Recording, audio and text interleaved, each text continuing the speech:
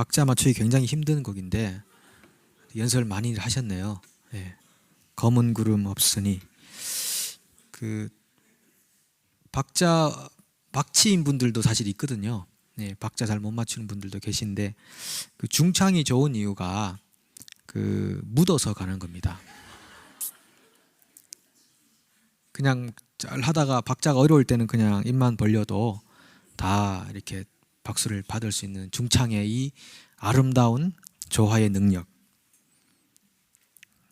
그래서 우리가 공동체를 이루고 함께 살아간다는 것이 굉장히 중요한 겁니다. 내가 모든 걸 만능으로 다 못하니까 내가 못하는 거 옆 사람이 하고 옆 사람이 못하는 것 또 옆 사람이 하고 이렇게 해서 함께 만들어가는 그 생활, 이 공동체 생활이 얼마나 중요하고 아름답습니까? 그래서 내가 있어서 너가 있고 너가 있어서 내가 있고, 그 비밀을 알기까지는 상당한 시간이 걸리는 것 같습니다. 나 잘나서 산 것 같은데 알고 보니까 주변에 나를 이렇게 떠받쳐 주었던, 넘어지지 않도록 지탱해 주었던 그 손들이 다 있어가지고 야, 이게 나 혼자 산다고 될 문제가 아니었구나. 이거 이제 깨닫고 나시면 한 80쯤 되실 것 같습니다. 그때까지 이제 깨달아가는 과정인데 더 깊이 깨달아야 되겠죠. 그래서 우리가 이게 연로하시게 되면 겸손을 많이 이렇게 배양을 하시는 것 같습니다. 나이 연세만큼 겸손해지는 것 같습니다. 항상 비례는 하지 않습니다. 근데 대충 그런 것 같은데요. 그래서 우리 옆 사람이 참 소중하다는 생각을 하면서 옆 사람에게 내겐 정말 소중한 당신입니다. 이렇게 한번 우리 서로 한번 인사하실까요?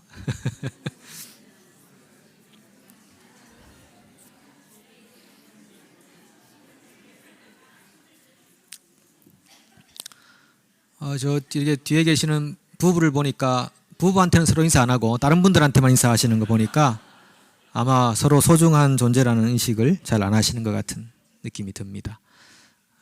가까울수록 힘들죠. 그렇게 얘기하기가. 교회는 참 신비한 공동체인 것 같습니다. 이거 뭐 강압을 해서 되는 문제는 아닌데 하나님의 이슬과 같은 은혜가 임하니까 서로가 서로를 지탱해주고 때로 힘들지만 참아내고 격려해주고 또 토닥거려주면서 함께 만들어가는 그런 신비한 공동체, 하나님의 영이 숨쉬는, 하나님의 영이 공동체 안에서 회중 가운데서 숨쉬고 살아계신 그런 공동체, 그것이 교회의 공동체입니다. 교회의 이런 모습하고 많이 유사한 이념 체제가 있다면 민주주의라고 할 수 있을 것입니다. 많은 이념 체제 중에서. 근데 민주주의와 교회가 항상 일치하는 것은 아니죠. 상이점도 있고 동일점도 있습니다. 상이점이 있다면 이 민주주의 사회 속에서의 의사결정의 주체는 백성이 되는데 교회 공동체의 의사결정의 주체는 사실 실상으로 하나님이십니다.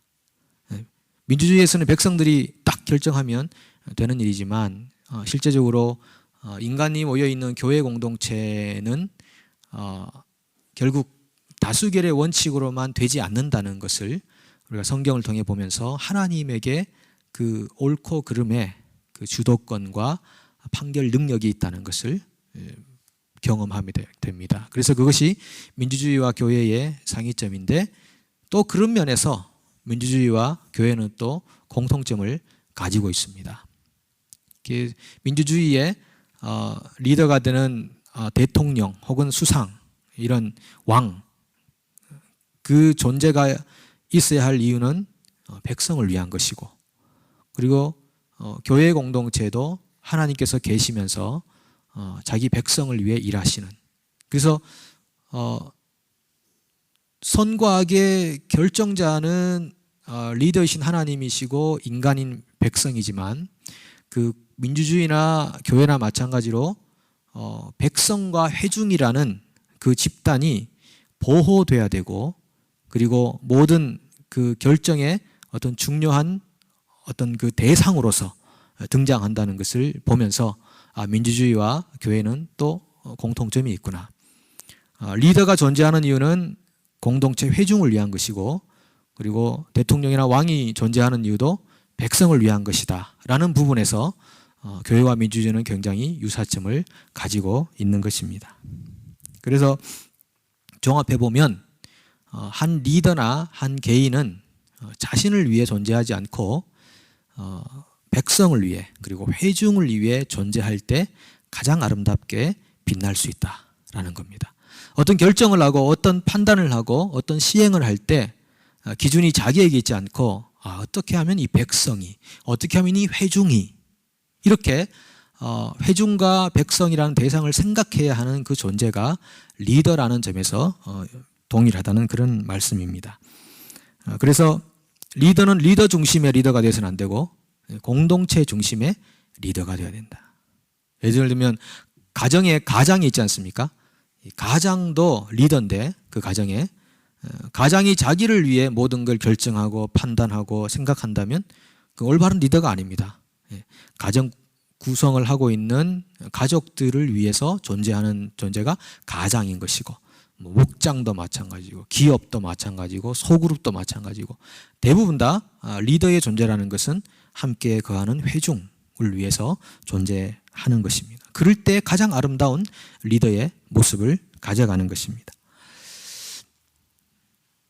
이 구약 성경에 나오는 탁월한 리더, 수많은 성경의 부분에 걸쳐서 나오는 리더인 이 모세라는 사람은 여러분 얼마나 마음고생을 많이 했던 사람입니까? 정말 그분만큼 마음고생 많았던 사람이 있을까 할 정도로 40년이라는 긴 시간을 고생하면서 보냈습니다. 자기가 원해서가 아닌데 하나님이 부르셔가지고 나랑 같이 고생 좀 하자 부르셔가지고 이 광야로 모셨습니다. 광야 생활을 하면서 여러분 200만 명의 이야기를 듣고 그들 사이에 일어나는 일들을 판결해 준다는 것이 얼마나 피곤하고 힘든 일이겠습니까? 사람들 사이에서 일하는 직종이라면 직업 중에서 가장 힘든 부분이라고 3D에 해당되는 그런 부분인데, 이 모세가 200만 명을 이끌고 가서 판결해 줘야 되죠. 그리고 뭔가를 공급해 줘야 되죠. 고아들의 아버지라고 불리던 조지 뮬러가 자기는 가진 게 없으니까 고아들에게 먹이려고 맨날 하늘을 쳐다보지 않았습니까? 오늘은 어떻게 도움의 손길이 올까? 오늘 어떻게 하나님이 저 굶어 죽어갈 수밖에 없는 아이들에게 양식 공급할까? 그럴 때마다 하나님의 기적이 그에게 계속적으로 공급되어서 그것이 책으로도 나오고 간증으로 이렇게 나오는 것처럼, 모세도 마찬가지로 마치 고아와 같이 광야에 버려진 저 200만 명의 사람들을 어떻게 먹일 수 있을까 고민해야 됐고요. 자신에게 능력이 없다는 것을 아니까 매일같이 하늘을 쳐다봐야 됐던 그런 모세의 심정을 생각해 보자는 겁니다. 답답하고 가슴 아프고, 쌀떡은 비어 있는데 누군가가 자기 집에 와서 쌀을 좀 갖다 줘야 되는데 쌀을 순식간에 자기가 만들 수 있는 능력은 없는데, 그래서 가슴 저리면서 부엌에 그 쌀떡을 바가지로 긁다가 잠이 들어버렸던 어머니의 그런 모습이 모세의 모습이 아닌가 하는 것입니다. 어떻게 하면 이 백성들에게 양식 공급할까? 그리고 이들에게 하나님의 진리 안에 거하는 방법들을 가르쳐 줄까? 얼마나 마음고생이 많았겠습니까? 그래서 사도 바울 같은 경우도 자기가 해산하는 수고를 한다 이렇게 표현했습니다. 여러분, 하나님에게 부름받았다라고 하는 것은 그때부터 발 뻗고 편안하게 잘 수 있게 된 것이 아니고 어떤 면에서는 발 오므리고 자야 되는 그런 부르심에 우리가 부름을 받은 것입니다. 저도 요즘 가끔 생각해 보면 제가 편해가지고는 일이 되는 일이 없는 것 같습니다. 그러니까 제가 모든 걸 다 한다는 게 아니고 제 스스로가 바울이 해산하는 수고를 한다는 것이 그런 것인가 보다. 아이고, 내 인생에 있어서 안락함이라는 것은 그냥 포기하자라고 마음을 먹으니까 굉장히 마음이 편한데요, 내가 조금만 더 편안하면 좋겠다 이러면 계속 괴로운 겁니다. 조금만 더 편안하고 조금 더 편안하게 이래가지고는 뭔가 일이 안 된다라는 생각을 하면서, 사도 바울이 왜 해산하는 수고를 한다고 그랬을까? 교회를 위해서. 교회가 그 당시에 이 거짓 진리로부터 막 흔들흔들 하는 겁니다. 하나님의 진리의 말씀이 흔들리고 있는 겁니다. 이럴 때에 이 교회가 이 양들이 이 사자들에게 잡아먹히듯이 이 교회가 이렇게 연약한 공동체인데, 이것이 사자들에게 이 거짓 교훈과 진리가 아닌 것에게 뺏겨버리면 이 하나님이 계획하신 이 교회의 엄청난 어마어마한 그런 역사들이 수포로 돌아가는 그런 역사 현장에서 바울이 해산, 이 남자가 무슨 해산한다는 겁니까? 해산도 해보지도 않고 마치 해본 것처럼 내가 해산하는 수고를 아끼지 아니한다. 그러니까 사람으로서 경험할 수 있는 그 극심한 고통의 끝자락에 자기가 서 있다, 이렇게 표현을 해주는 겁니다. 그런 것처럼 이 모세도 광야 시절을 살아가면서 정말 해산하는 수고를 아끼지 않았습니다. 참 불쌍한 사람들이고요.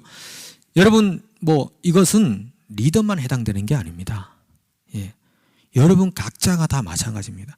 우리가 주님 나라에서 얻는 안식도 있습니다. 평안도 있고, 그리고 주님 안에서 즐거움도 있지만은, 여러분이 하나님께 부름받는 그 순간부터 우리는 어떤 면에서는 서퍼링을 당하기 위해 부름받은 것입니다. 고통을 당하기 위해 부름받은 것입니다. 하나님이 우리를 불러서 소위 세상 사람들이 생각하고 있는 성공이라고 하는 신화를 일으키려고 부른 것이 절대 아닙니다. 그 성공이라는 신화는 세상이 놓아놓은 덫입니다. 사탄이 이 물질 문명 속에서 우리에게 이 복이라고 포장해 놓은 그런 미끼인데, 많은 사람들이 그걸 복이라고 생각하면서 나 복 받았다고 자랑하고, 그걸 간증하고 다니니, 그래서 그것이 사람들에게 또 다른 경쟁심을 부추겨주면서 그 사람들도 또 세상에서 말하는 그 복의 현장에 가담해서 잘 됐다, 내가 성공했다는 것을 사람들에게 보여주면서 내 신앙이 이 정도다, 신앙을 증명해 보이려고 애를 썼던, 그래서 자기가 실패하고 연약한 부분을 드러내지 못하는 겁니다. 우리 집안에 잘못된 거 드러내지 못하는 겁니다. 왜? 그러면 사람들이 네 신앙이 문제다, 손가락질하니까 그게 무서워서라도 내 인생 가운데 잘된 것만 나타내고 얘기합니다. 포장하고 포장하다 보니까 내 자신을 잃어버리고, 그래서 나는 자유를 누리지 못하고 늘 사람들의 시선과 평가에 목말라하고 거기에 이끌려 다녔던, 종처럼 살았던 우리 자아를 잃어버렸던 그런 신앙의 모습이 신앙의 병폐 중에 하나였던 거죠. 그래서 하나님이 오늘 우리를 불러내셨다, 어두운 가운데서 불러내셨다, 이것은 나와 함께 십자가의 고통 안으로 들어가자라는 부르심입니다. 이것이 사도 베드로가 우리에게 얘기하고 있는 거예요. 2000년 전에 사도 베드로가 우리에게 말하는 겁니다. 하나님이 왜 우리를 부르셨냐? 그것은 너희가 세상 속에서 십자가의 고통을 경험하기 위해서다. 왜 그런가 하면요, 십자가의 고통의 길을 가는 사람들만이 부활을 경험하기 때문에 그런 것입니다. 그 길 안 가고 우리는 뭡니까? 세상에서도 편안하게 뭔가 잘 되고, 그리고 내세에도 부활을 얻고, 이건 연결이 안 되는 거예요. 연결이 안 되는 건데 이거 연결하려고 춤을 추잖아요, 이렇게. 이게 안 되는 겁니다. 처음부터 이 길로 가야 되는 거죠. 만약에 이 길을 걸어갔다면 노선을 바꿔야 되는 겁니다.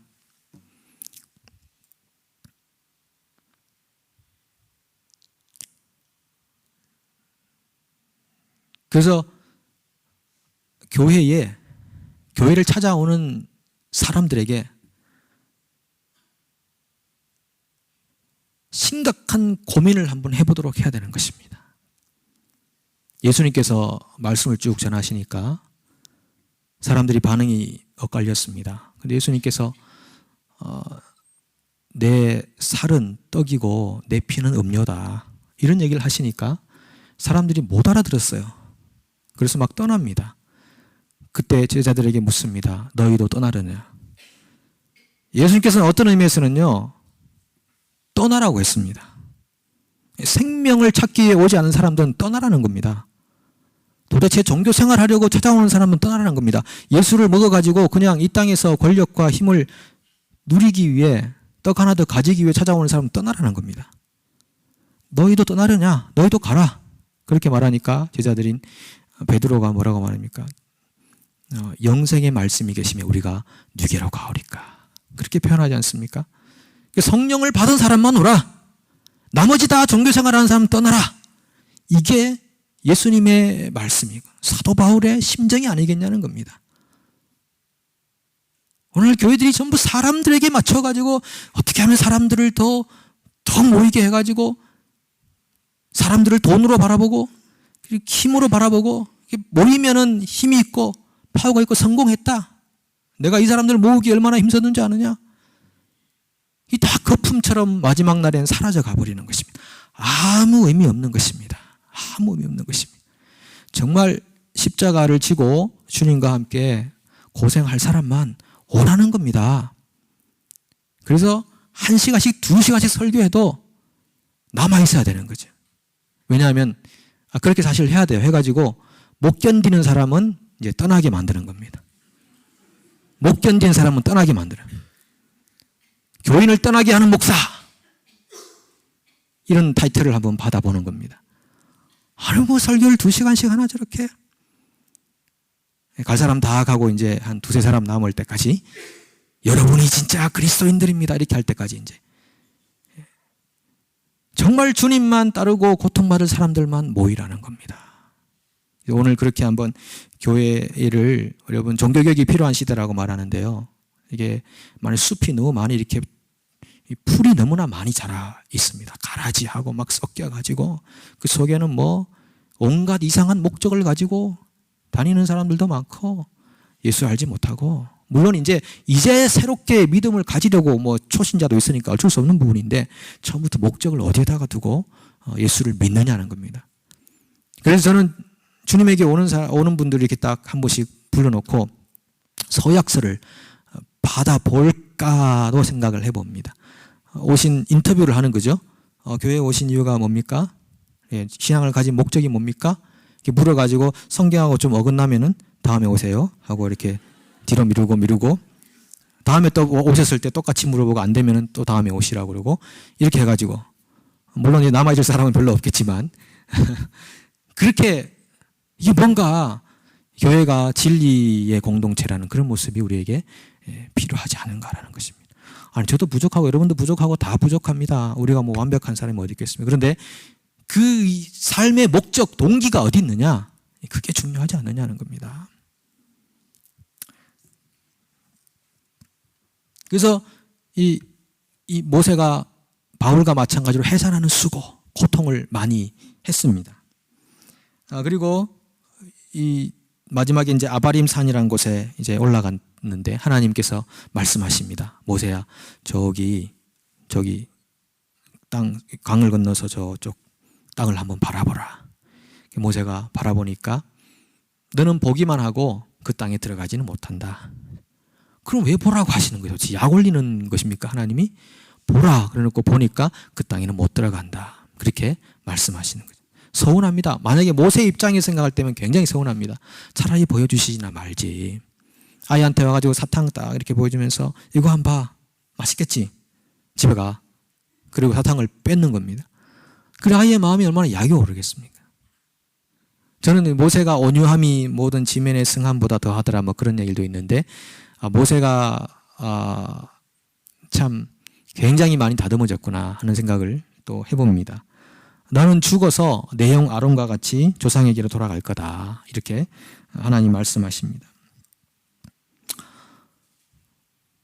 뉴질랜드에서 열심히 일했습니다. 땀 흘려 일하고 수고하고 밤잠 설치면서 손이 부르트도록 다리 아프도록 일해가지고 이제 렌트집 살다가 집 하나 딱 이제 설계하고 정말 멋있게 한번 살아봐야지 하고 딱 집을 딱 지어놨는데 3일 내로 뉴질랜드를 떠나라는 추방령이 내립니다. 그런 심정, 그런 심정의 모세다라는 거죠. 너 저기 못 들어간다. 모세는 그 땅에 꼭 들어가고 싶었습니다. 한번 들어갔으면 좋겠습니다. 왜냐하면은 이미 그 정보가 있었어요. 정탐꾼을 통해 가지고 젖과 꿀이 흐르는 땅이다. 이 포도송이가 막 엄청 크고 이게 막 과일도 좋고 뭐 들어가면 정말 뭐 풍성한 그것보다도요. 하나님이 어떻게 이방인 족속들을 쫓아내서 그 땅에 자기 백성을 심을 것인가 이 굉장히 하나님의 역사에 대한 그런 신비감 어떻게 일하실 것인가에 대한 기대감도 많았을 겁니다. 그런데 하나님이 너희 여기까지다라고 딱 선을 그어주는 것입니다. 이유는 여러분 아시듯이 바위에게 명하지 않고 2번 쳤기 때문이다. 여러분 끝까지 순종해야 되는 겁니다. 모세가 얼마나 고생하고 참았습니까? 근데 그 순간에 하나님의 거룩하심을 나타내지 못했다. 분노해버린 겁니다. 얼마나 참고 참았는데 그 순간에 눌린 가슴이 확 터져버린 겁니다. 그리고 분노를 해서 2번 쳤는데 그것 때문에 하나님이 너 못 들어가. 여러분, 하나님이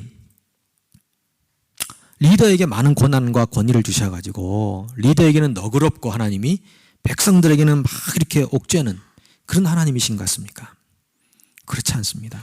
하나님은 권위와 고난을 준 만큼 그 사람에게 책임을 요구하시고, 그리고 더 하나님은 엄격하게 그 사람을 다스리십니다. 백성들이 10번 정도 실수하면 리더 1번 실수하는 것으로 하나님이 엄격하게 다스리신다는 것입니다. 권위를 준 만큼 책임도 요구하시는 그런 하나님의 섭리를 이 모세의 인생에서도 바라보게 됩니다. 그런데 이 모세 입장에서는 서운한 일이지만요, 알고 보면 이것은 모세를 향한 하나님의 깊은 배려였습니다. 모세에게 무슨 기회를 주는가 하면 뷰티풀 랜딩, 마지막 아름다운 마무리의 기회를 주고 싶었던 것입니다. 만약에 모세가 가나안 땅에 들어갔다고 생각해 보십시오.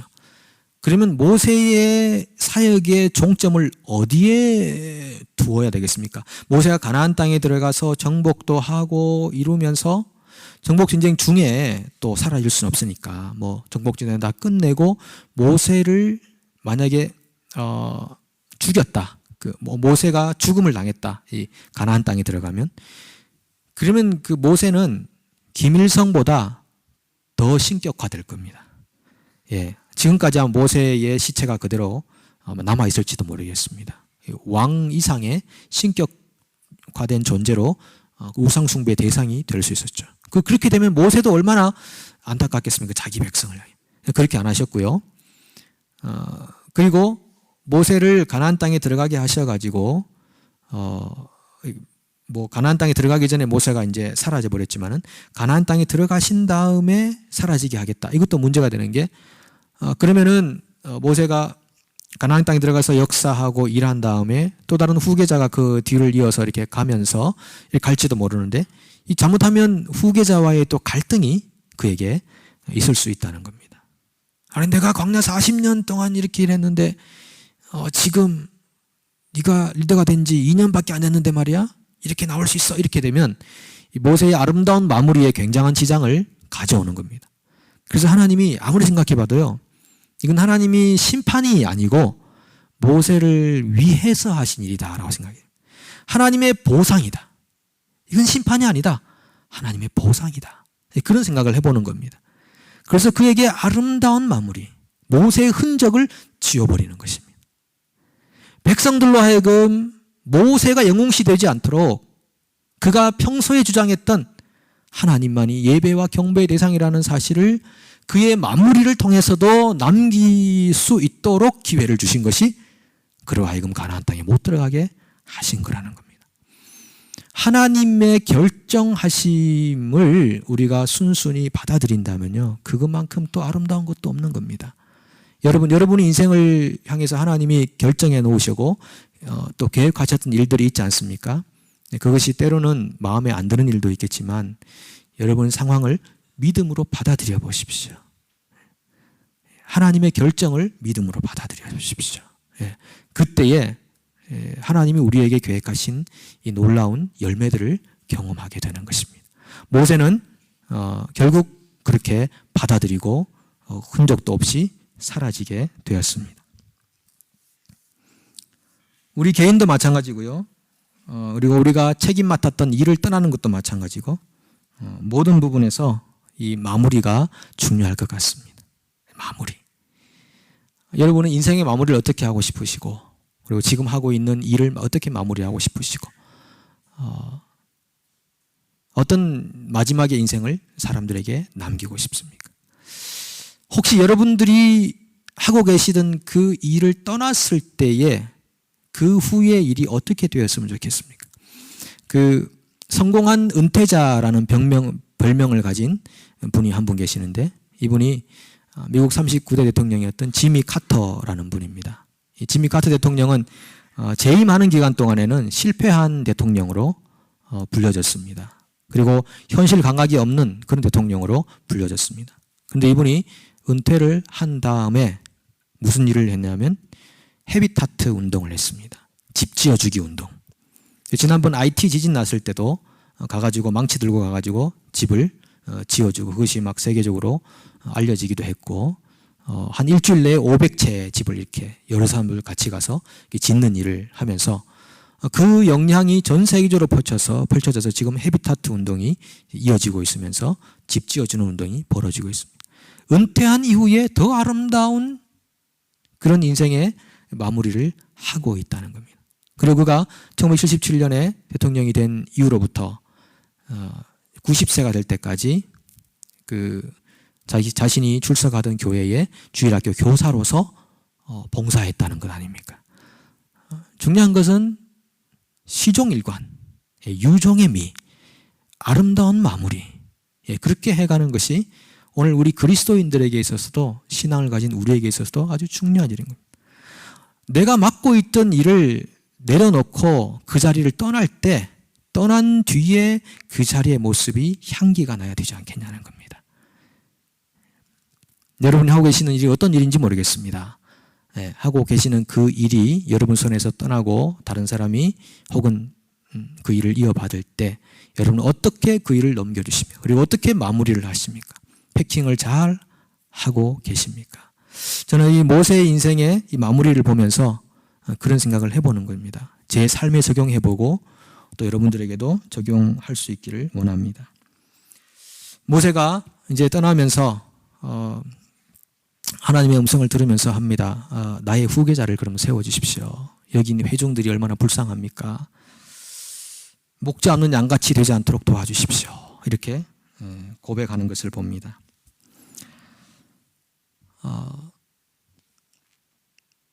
지난주에 한국에서 그 예수교 장로의 통합 측 총회를 했습니다. 이 총회를 했는데 그 총회 마지막 날 세습 방지법에 대한 논의가 있었습니다. 근데 거기서 투표를 했습니다. 세습을 방지합시다. 그래서 투표를 해서 통과시켰습니다. 그 예장 통합도 이제 세습은 못하게 됐습니다. 기독교 감리회 기감에서 제일 먼저 세습 방지법을 통과시켰고 이제 이번에 예장 통합 측 어떤 의미에서 우리 교회가 연결되어 있는 예장 통합 측 그 교단에서도 세습이 이제 안 되도록 법적으로 통과가 되버렸습니다. 이 그 총회가 명성교회에서 있었거든요. 근데 지금 명성교회 목사님이 세습을 할까 말까 지금 고민하던 그런 차에 있었어요. 아들이 부목사로 있거든요, 그 교회에. 그래서 주변에서는 다 그런 겁니다. 명성교회마저 그렇게 하면 한국교회의 3분의 1이 떠난다.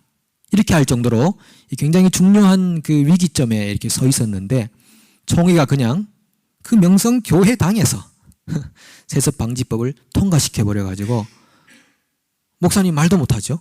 이 총회에서 그렇게 결정돼 버린 걸 어떡합니까? 연퇴가 한 3, 4년 좀 남으신 것 같은데 그렇게 지금 죄송합니다. 제가 의도가 그게 아닌데 목사님 제가 잘못 얘기할 수도 있습니다.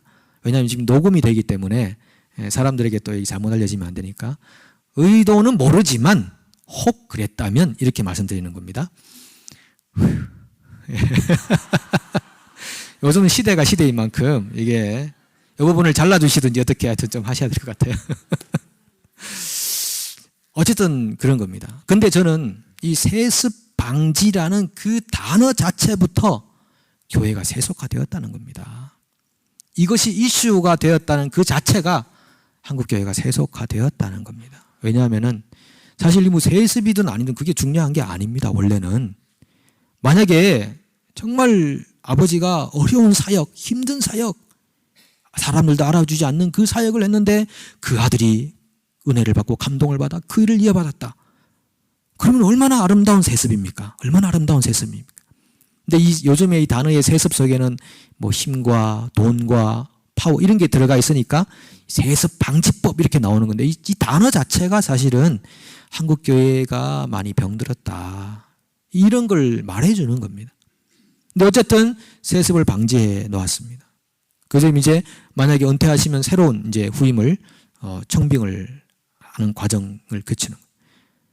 모세가 나의 후계자를 정해 주십시오. 이 백성들이 고아와 같이 버려져서 되겠습니까? 목자 없는 양같이. 그렇게 하나님께 말씀드릴 때 하나님이 그래 잠깐만 기다려봐라. 내가 3일만 시간 주면 내가 너를 위해 준비된 사람을 말해줄게. 그랬을 수도 있는데 하나님은 준비했다는 것처럼요. 네가 그 말 하길 기다렸다라는 것처럼 여호수아에게 안수해서 그가 너를 이어가게 하라. 그 여기서 보십시오 여러분. 모든 상황은 동일한데 사람이요 마음을 좁게 가지면 모든 게 서운한 겁니다. 아니 가나안 땅 들어가지 말라 그러더니만 하나님 그러면 나를 위해서 나 대신에 후계자까지 다 정해놓고 나한테 말도 안 하고 내가 묵기를 이렇게 유도신문 하셔가지고 결국은 하나님은 나쁜 일 안 하시는 것처럼 뭐 이렇게 막 그 마음이 옹졸해지면은 하나님께 막 불평하고 원망할 수 있는 상황이거든요. 근데 모세는 그렇게 하지 않았습니다. 물론 못 들어간 것을 굉장히 안타까워는 했지만은 하나님 후계자를 세우십시오. 하나님이 여호수아에게. 그때 모세가 그대로 행합니다. 여호수아를 데려와 가지고 엘라살 앞에 세워놓고 세종들 앞에 세워놓고 모세의 존귀함을 그에게 주고 여호수아를 그렇게 세우라고 하신 이유는 영이 그 안에 머문다고 그랬습니다. 여호와의 영이 그 안에 머문다. 하나님의 일을 하는 사람 누가 하는 사람입니까? 여호와의 영이 있는 사람이 하는 겁니다. 여호와의 영이 없는 사람은 못하는 거죠. 무슨 일을 어떻게 사람의 힘으로 되는 일이겠습니까? 무슨 하나님의 일이라는 것이? 하나님의 영을 받은 사람들이 하나님의 일을 감당해야 열매가 나타나는 거죠. 오늘 저녁 여러분들을 위해 하나님의 영이 충만하게 임하기를 축복합니다. 그래야 사는 겁니다. 그래야 올바른 판단하고 하나님 기쁘시게 하는 하나님과 연결된 그런 삶을 사는 거죠. 여러분 제너럴 일렉트릭이라고 하는 회사 여러분 아실 겁니다. 이 회사의 사장이 잭 웰치였는데 지금은 바뀌었습니다. 그분이 이 아날로그 시대에 유명한 성공한 기업가로 이렇게 알려졌는데 뭐 여러 가지 주장들을 했습니다. 뭐 시장의 선두가 되고 몸집을 키워 시장을 장악하고 주주가 최고다. 최고 인재를 등용하고 뭐 결단력을 강화 뭐 쭉 이야기했는데 그 당시에 이 회사를 굉장한 기업으로 성장시키고 발전시켰던 리더 중에 한 사람이었습니다. 80년대, 90년대 기업의 정신을 이끌었던 그런 사람인데 90년대 이후로 그가 그 2000년 초반에 은퇴한 다음에 시대가 바뀌었습니다. 완전 디지털 시대로 다 바뀌어 버려서 그가 주장했던 이론들이 다 이제 사장되고 오히려 그 반대의 이론들이 등장하기 시작했습니다. 그래서 이제는 주주가 최고가 아니라 고객이 최고인 그런 시대로 이제 시대의 흐름이 바뀌어 버렸습니다. 스타벅스의 창업사장인 하워드 슐처라는 분이요. 여름철에 맞는 음료를 한번 개발해보자. 그래가지고 펩시콜라에다가 부탁을 했습니다. 우리 스타벅스에서 먹을 수 있는 음료를 하나 좀 개발해달라고. 그래서 탄산가스가 있는 커피를 한번 만들어 보려고 그렇게 애를 많이 썼습니다. 그런데 한편 이 사내에서 스타벅스 사내에서 사람들이 새로운 제품을 직원들이 스스로 개발을 하기 시작합니다. 우유하고 커피를 섞어가지고 시원한 음료를 한번 만들어보자. 그래서 개발을 했습니다.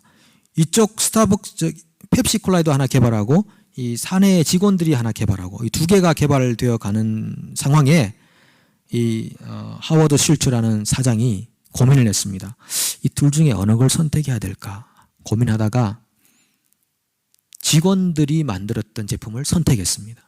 이유는 아무래도 고객들과 더 많은 시간을 보내는 사람이 콜라가 아니고 회사가 아니고 직원들일 거다. 그래서 직원들의 이야기를 듣고 제품을 수용했습니다. 그 제품이 스타벅스에서 가장 많이 판매되는 제품이 됐습니다. 그 무슨 제품인지 아십니까? 여름철에 시원하게 여러분 먹는 거. 집에서 얼음물 드시죠? 예. 프라푸치노라는 말 들어보셨나요? 죄송합니다. 다음에 제가 한번 사드리도록 하겠습니다. 저기 스타벅스로 한번 오십시오. 여름이 다 돼가는데 제가 하여튼 요청하시면 다 사드리겠습니다. 예, 요청하시면. 제가 누가 이거 먹어보라고 해서 프라푸치노 먹었는데 너무 맛있더라고요. 커피 마시기도 하면서 뭐 하여튼 굉장히 맛있어요. 그 제품이 스타벅스에서 가장 많이 팔리는 제품으로 이제 등극을 하게 됩니다. 그렇게 되는 것은 사장이 이 고객 중심의 생각을 했기 때문에 그렇게 되는 겁니다. 목사가 고객인 성도들을 바라보면서 고객들을 위해서 일하는 거 중요할 것 같습니다. 리더가 왕이 백성을 위해 존재하듯이 이 교회의 리더, 그룹의 리더, 가정의 리더도 회중을 위해서 일할 때, 회중을 중심으로 판단하고 결정할 때 가장 아름답다라는 것을 한 예로서 이 기업가의 삶에서도 우리가 볼 수 있다는 말씀입니다. 그래서 여호수아가 하나님의 그 귀한 역사를 감당한 리더가 되었는데, 여러분 이 모세의 은퇴와 여호수아의 은퇴를 한번 비교해 보십시오. 모세는 자기가 생명을 이제 하나님께로부터 하나님께서 자기 생명을 거두어 갈 때가 되었을 때 공동체 리더로서 후계를 정하고 목자 없는 양같이 되지 않기를 바라고 넘겨줬습니다. 그 여호수아 공동체가 가나안 땅을 점령하러 들어가서 가나안을 점령했습니다. 그래서 하나님 중심의 그 철저한 신앙이 백성 안으로 확산되어 갔습니다. 근데 여호수아가 세상을 떠날 때쯤 생각해 보십시오. 여호수아 후계자는 없었습니다. 하나님 물론 사사들을 이제 한 명씩 보내줬습니다. 성경이 사사기에 들어가니까 뭐라고 합니까? 여호수아와 그리고 여호수아 당대의 사람들과 여호수아를 알았던 사람들이 떠난 다음에 백성들이 여호와를 떠났다고 그랬습니다. 백성들이 여호와를 떠났습니다. 어떤 면에서는 모세는 성공한 은퇴자지만 여호수아는 실패한 은퇴자가 아닌가. 여호수아에게 실패란 말을 붙이기가 굉장히 죄송합니다. 하지만 어떤 면에서는 자신이 떠난 다음에 자신이 맡고 있던 그 일이 얼마나 더 아름답게 승화되느냐에 따라서 그 사람의 리더십도 판결될 수 있다는 겁니다. 아까 말씀드린 그 지휘사의 잭 웰치가 자기가 2001년입니까? 2년에 은퇴하면서 후계자를 선정하러 나섰습니다. 리더가 비지 않도록. 근데 보통같이 그냥 뭐 이력서를 쭉 받아가지고 그렇게 선정하지 않고 이분이 독특하게 후계자를 선정했습니다. 각 계열사에서 추천을 받았습니다. 여러 사람들을. 그리고 그 사람들과 함께 시간을 보내기 시작했습니다. 이 사람 속에 머리에 있었던 자기 후계자는 인간, 어떤 인간인가 하는 그것이 가장 중요한 기준이었습니다. 그래서 함께 시간을 보냈습니다. 골프도 함께 쳤습니다. 밥도 함께 먹었습니다. 재미있는 일도 함께 하고 여행도 함께 가면서 그 사람을 보기 시작했습니다. 그래가지고 3명의 후보자를 선정했습니다. CEO. 그 3명 중에 마지막에 지휘사의 사장이 된 사람이 제프리라고 하는 사람입니다. 이 제프리라는 사람이 회장이 되고 이 지휘사는 계속 성장했습니다. 엄청난 성장을 거듭하고 있습니다. 잭 웰치 때보다도 더 발전되어 갔다는 것입니다. 뭐 이 기업의 이야기이기도 하지만 오늘 이 모세의 아름다운 마무리와 은퇴를 생각하면서 저는 다시 한번 우리의 인생을 생각해 보는 것입니다.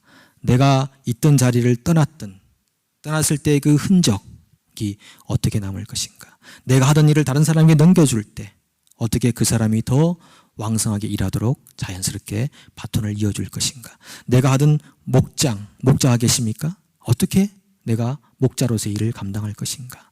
어떻게 한 선교회나 어떻게 한 그룹의 리더로서 어떻게 한 가정의 가장으로서 내가 어떻게 일을 할 것인가. 그리고 하나님이 나를 스톱하라고 하실 때 어떻게 스톱을 할 것인가. 그런 것들을 묵상하고 생각해 보시기 바랍니다. 그래서 하나님의 사람들에게 주어졌던 아름다운 마무리가 우리 인생에도 남아있어서 저와 여러분의 이름이 아름다운 마무리의 대명사, 흐지부지 끝이 나지 않는 그런 신앙의 연속성을 이어갈 수 있는 그런 공동체를 만들고 그런 가정을, 그런 그룹을 만드는 하나님의 사람들이 되시기를 바랍니다. 기도하겠습니다.